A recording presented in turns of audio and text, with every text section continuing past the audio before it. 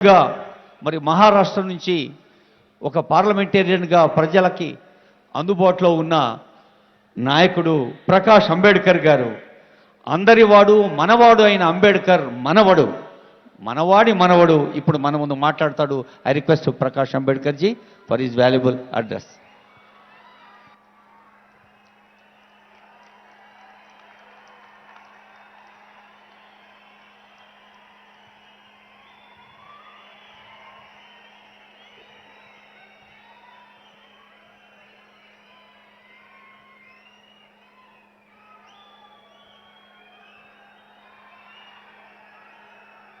कुछ कहने के पहले मैं आप लोगों से क्षमा चाहूंगा, क्योंकि आपकी तेलुगु जो बोली भाषा है उससे मैं अपने विचार नहीं रखूंगा, हिंदी में ही अपने विचार रखने की कोशिश करूंगा। बाबा साहब अंबेडकर की जयंती के अवसर पर तेलंगाना के मुख्यमंत्री सम्माननीय के चंद्रशेखर राव जी को मैं अपनी तरफ से और आपकी तरफ से पूरी बधाई देता हूं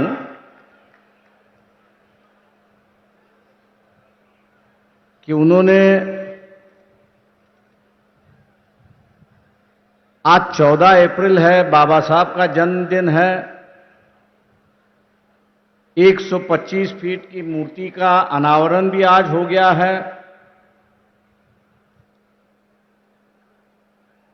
लेकिन साथ साथ इस देश के अंदर जो दबा हुआ, कुचला हुआ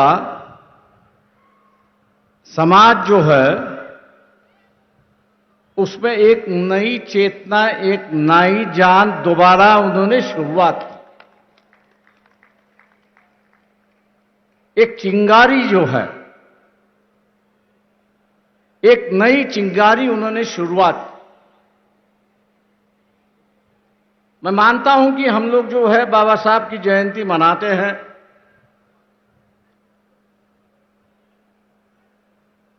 ढोल बजाना, गाना बजाना, बाबा साहब की बातों का दोहराना,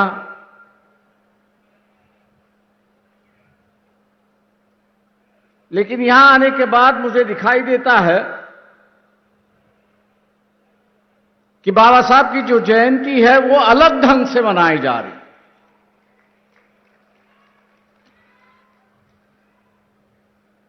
ना सिर्फ उनके गुणगान जा रहे हैं, गुण है, गान है, उस पर लोग गा रहे हैं, लेकिन हकीकत में जो बाबा साहब यहां पर चाहते थे, इस देश में जो हमेशा बाबा साहब चाहते थे, उस पे शुरुआत हुई। बाबा साहब ने जरूर हमसे कहा कि शिक्षित बनो,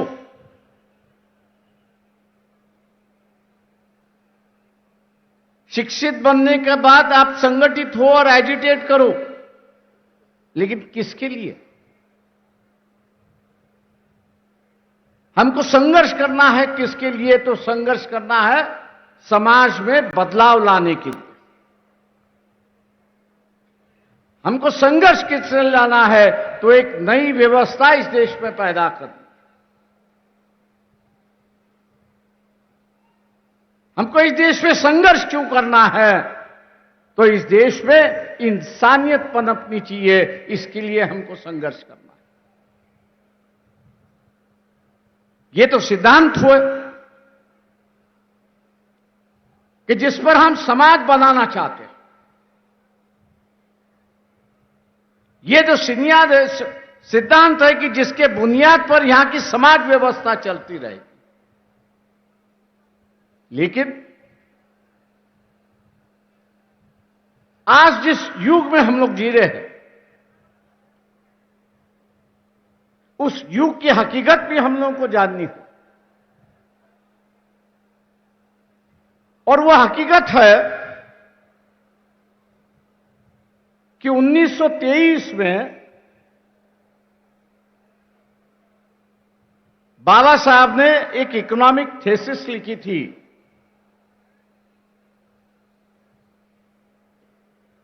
बाबा साहब ने एक इकोनॉमिक थीसिस लिखी थी कि जिसका नाम था प्रॉब्लम ऑफ रूपी,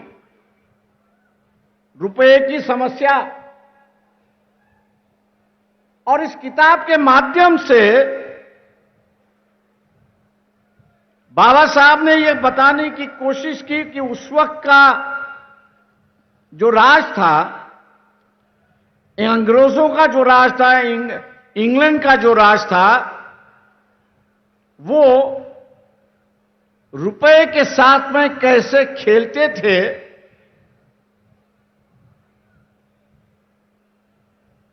और उस खेल के माध्यम से वो भारत को लूटते थे। बाबा साहब पढ़े लिखे थे, इसलिए उन्होंने प्रॉब्लम ऑफ रूपी रखा।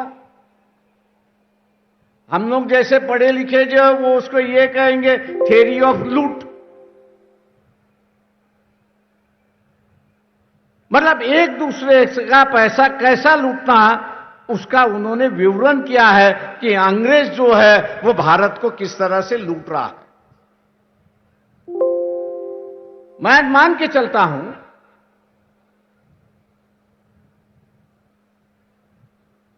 जिसका अब उद्घाटन हुआ, दलित बंधु का जो उद्घाटन हुआ, ये थोड़े बहुत पैमाने पे इस थियरी ऑफ लूट को रोकने की कोशिश की जा रही है।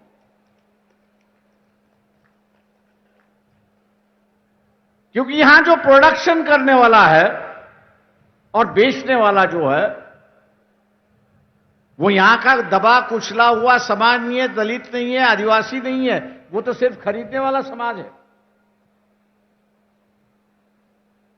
आज उसमें भी एक व्यापार की भावना,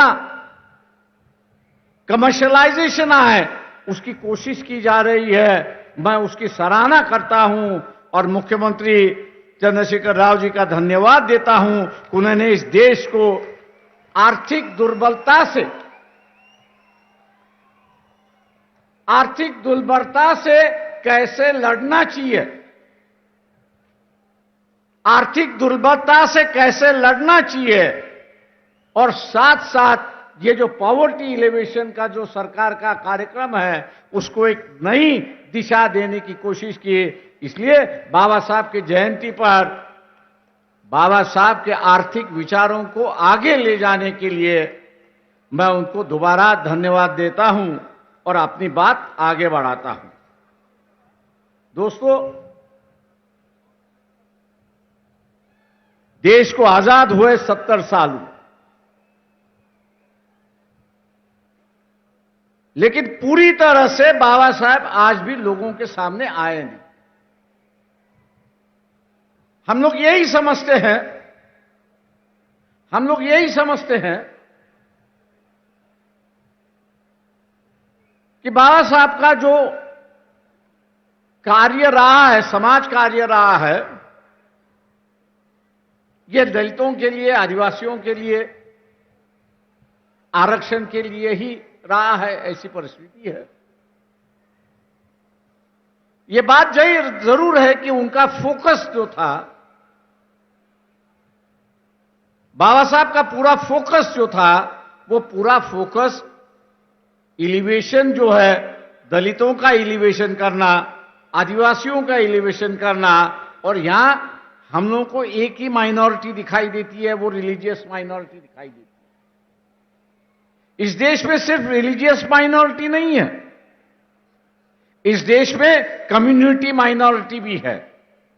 लोहार है, कुम्हार है, सोनार है, ऐसे कई समाज में गिन सकता हूं कि जिनके गांव में सब 2 या 4 या 5 या 10 घर होंगे, उससे ज्यादा नहीं हो। और बाबा साहब ने कहा कि जैसे एक रिलीजियस माइनॉरिटी है, उसी तरह से यहां एक कम्युनिटी माइनॉरिटी भी है,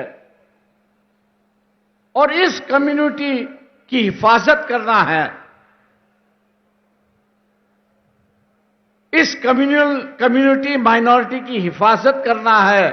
तो उन्होंने 1956 में जब स्टेट रीऑर्गेनाइजेशन कमेटी बनी थी तो उसको एक न्योता दिया था और कहा था कि state should be reorganise not on the basis, state should not be reorganise on the basis of language.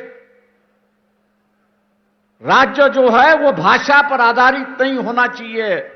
अगर स्टेट रीऑर्गेनाइज आपको करना है तो पहला उसका वायबिलिटी आपको देखना है, इकोनॉमिक वायबिलिटी आपको उसकी देखनी है, उसकी ज्योग्राफिकल बाउंड्रीज उसको आपको देखनी है, और उसके माध्यम से एडमिनिस्ट्रेटिव यूनिट बनता है कि नहीं बनता है ये आपको देखना है। 55-56 की बात थी। मैं यहां एक व्यक्ति का नाम लूंगा, पुट्टी श्रीरामुलु जी का, कि जिन्होंने आंध्र प्रदेश बनाने के लिए अपना बलिदान दिया। जब तक यहां बलिदान नहीं दिया जाता था तब तक कोई राज्य या कोई सवाल हल नहीं होती थी, ऐसी एक परिस्थिति है। बाबा साहब ने पट्टी श्रीरामुलु को श्रद्धांजलि अर्पण करते हुए कहा कि आंध्र प्रदेश बनाने से कांग्रेस पार्टी ने पुण्यदान कर दिया है, पुण्यदान जो होता है वो पुण्यदान कर दिया है, ऐसी एक परिस्थिति है। मतलब यहां एक राज्य बनाने के लिए किसी को बलिदान देना पड़ता है और बलिदान के बाद ही यहां पर राज्य बनते हैं, ऐसी एक परिस्थिति है। वही बात बाद में 40 साल बाद आई, तेलंगाना का सवाल आया। आज तेलंगाना राज्य बन चुका है और एक नई दिशा, एक छोटे राज्य यहां पर दिखाई दे रहे, ऐसी एक परिस्थिति है। आपको वेलफेयर स्टेट की अगर संकल्पना, वेलफेयर स्टेट की अगर संकल्पना आपको मंजूर करनी है तो राज्य छोटे होने, ये जो बाबा साहब की डिमांड थी वो आज मेरे ख्याल से कई राज्यों में मांगी जा रही है। और इस अवसर पर मैं ये कहूंगा कि व्यवस्था ही बाबा साहब को यहां पर जिंदा रखती है, ऐसी एक परिस्थिति है। व्यवस्था ही यहां पर जिंदा रखती है, ऐसी एक परिस्थिति है। एक और इशू को लेके यहां पर मैं आपसे बात करूंगा और वो ये है, मैं मुख्यमंत्री पर उसकी जिम्मेदारी डाल रहा हूं कि आप लोगों को इकोनॉमिकल एम्पावरमेंट करने की कोशिश कर रहे हैं। 10 लाख की आप जो है उनको ग्रांट दे रहे हो, बहुत सराहनीय बात है, बहुत अच्छी बात है, उसका स्वागत है और लोग इसलिए आपको दुआ भी देते हैं। लेकिन 1 साल के बाद ये 10 लाख रुपए की कीमत आज जो है वो वैसी बरकरार रहनी चाहिए। ये जो 10 लाख रुपए की कीमत जो है वो वैसी की वैसी बरकरार रहनी चाहिए। ये सबसे बड़ा बाबा साहब का इशू था और उन्होंने ये कहा था कि जब तक हम लोग रुपए की कीमत, वैल्यू ऑफ रुपी, इसको हम लोग जब तक स्टेबलाइज नहीं कर पाएंगे, इसको जब तक हम लोग स्टेबलाइज नहीं कर पाएंगे तब तक हम लोग कितना भी पॉवर्टी एलिवेशन का कार्यक्रम अगर करते रहे तो वैल्यू की कीमत जैसे नीचे बढ़ जाएगी वैसे उसकी गरीबी भी नीचे चलती जाएगी। और इसलिए आज के मुताबिक बाबा साहब की जयंती पर हम लोग ने इस बात को गौर करना चाहिए कि जब तक प्राइस स्टेबिलिटी होता नहीं है, आज मैं दुकान में जाऊं तो ग्लूकोज का बिस्किट मुझे 5 रुपए में मिलता है, 1 साल के बाद जाऊं तो वही मुझे 7 रुपए में मिलता है, 2 रुपया बढ़ गया है। ये जो 2 रुपया बढ़ता है वो गरीबों को काफी बड़ी चोट पहुंचाता है, ऐसी एक परिस्थिति है। और इसलिए रुपए की जो वैल्यू है उसको स्टेबलाइज करना जरूरी है, ऐसा मैं मान के चलता हूं। और मुख्यमंत्री होने के नाते एक मुख्यमंत्री अगर इसकी शुरुआत करे तो हो सके कि देश के मुख्यमंत्री भी आपके पीछे चलने की कोशिश वहां पर करेंगे और ये जिम्मेदारी आप इस जयंती के अवसर पर लेंगे, ऐसी मैं अपेक्षा आपसे करता हूं। 2 आखिरी बात है, मुझे पता नहीं इस हैदराबाद का और बाबा साहब का क्या संबंध था, वो मुझे जानकारी नहीं है। लेकिन कॉन्स्टिट्यूएंट असेंबली के डिबेट्स में जब पढ़ रहा था और भारत के सिक्योरिटी का सवाल जब आया, तब उन्होंने कहा कि भारत को एक और कैपिटल होने की जरूरत है, एक और कैपिटल होने की जरूरत है। और जब उनसे पूछा गया कि दूसरा कैपिटल कहां होना चाहिए, तब उन्होंने हैदराबाद सिटी का नाम लेके कहा कि सेकंड कैपिटल जो है वह हैदराबाद में होना चाहिए। क्योंकि पाकिस्तान की बॉर्डर से दिल्ली जो है वो 300 किलोमीटर, चाइना की बॉर्डर से दिल्ली हम लोग देखा जाए तो 500 किलोमीटर बॉर्डर है। और इसलिए उन्होंने कहा कि जब तक हम लोग दूसरा कैपिटल बनाते नहीं, तब तक जो है हम लोग सुखरूप है, वी आर सिक्योर्ड, ये नहीं हो सकता। और इसलिए उन्होंने जो है वो हैदराबाद को सेकंड कैपिटल होने की मांग की थी। उस वक्त पूरी नहीं हुई। शायद मेरे ख्याल से तेलंगाना दोबारा इसको मांग करेगा तो सेकंड कैपिटल ऑफ इंडिया जो है वो हैदराबाद यहां पर बन सकता है। ऐसी एक परिस्थिति है। मैं एक आखिरी सवाल यहां पे कहूंगा, क्योंकि वो आज सबसे बड़ा इशू बन चुका है कि जिस पर राजनीतिक रोटियां सेकी जा रही है, और वो ये है कि इस देश को धार्मिकता में हम लोग परिवर्तन करना चाहते हैं। इस देश को जो है हम लोग धार्मिकता में परिवर्तन करना चाहते हैं। 1938 में ही बाबा साहब ने किताब लिखी थी जिसका नाम था थॉट्स ऑन पाकिस्तान, जिसका नाम था थॉट्स ऑन पाकिस्तान। आज दोबारा पढ़ लीजिए। उस वक्त की जो राजनीति चल रही थी वो यही थी कि हिंदुओं की जो शेंडी होती है, चोट होती है, वो मुसलमानों के हाथ में थी, और मुसलमानों की दाढ़ी जो थी वो हिंदू के हाथ में थी। उन्होंने कहा यह राजनीति नहीं चल सकती। उन्होंने कहा यह राजनीति नहीं चल सकती, दोनों अलग अलग है। और इसलिए उस वक्त उन्होंने बंटवारे की बात कही और कहा कि जो मुस्लिम इलाका है उसको एक नया नेशन होना चाहिए, और यहां जो हिंदू है उनके लिए एक अलग देश होना चाहिए, और भारत उसका वो देश होना चाहिए। ये 1938 में ही बाबा साहब ने उसको शुरुआत की। बंटवारा भी उसी तरह से हुआ, बंटवारा उसी तरह से हुआ। मेजॉरिटी लिविंग मुस्लिम जो है वो पाकिस्तान बन चुके, हिंदू मेजॉरिटी जो था वो भारत यहां पर बन गया। ये जो राजनीतिक रोटियां सेकने की जो राजनीति चली है, उससे मेरे ख्याल से हम लोग को बचना होगा।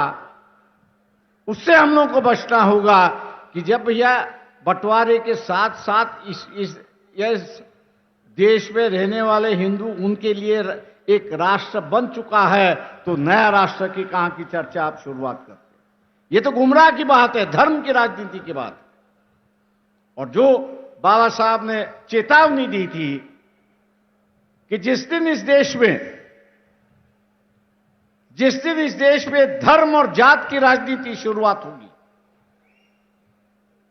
जिस दिन धर्म और जात की राजनीति शुरुआत होगी, उसका पहला कैजुअलिटी यह होगा कि you will have no national leader. उसकी कैजुअलिटी यह होगी कि आपके पास कोई नेशनल लीडर नहीं होगा। आज मैं मान के चलता हूं कि इस देश में कोई नेशनल लीडर नहीं। मुझे लोग पूछते हैं कि यहां आखिरी नेशनल लीडर कौन है। मैं एक ही कहता हूं कि जो अपने पार्टी के खिलाफ जाने की हिम्मत रखता था, अटल बिहारी वाजपेयी अपने पार्टी को भी सुनाता था, इसलिए मैं इनका वो आखिरी करता हूं, उसके बाद में कोई नहीं किया। आज जो स्टेट लीडर्स है, उनको मौका है नेशनल लीडर बनने का। लेकिन लोगों ने उनको साथ देना जरूरी है, तभी जाके वो नेशनल लीडर यहां पर बनेंगे। मैं आज उम्मीद करता हूं आप लोगों से, मैं उम्मीद करता हूं आप लोगों से कि तेलंगाना ने डेवलपमेंट के माध्यम से एक नया रास्ता देश को दिखाया है।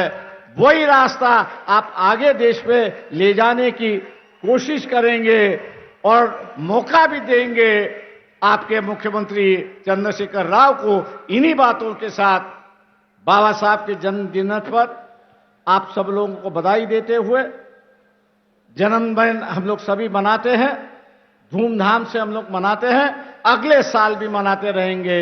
लेकिन अगले साल जो बाबा साहब ने चेतावनी दी थी, उस चेतावनी को याद रखते हुए हम जात और धर्म के राजनीति से अलग होंगे, यही शपथ हम लोग लेंगे। जय भीम, जय भारत। गौरवनीయులైన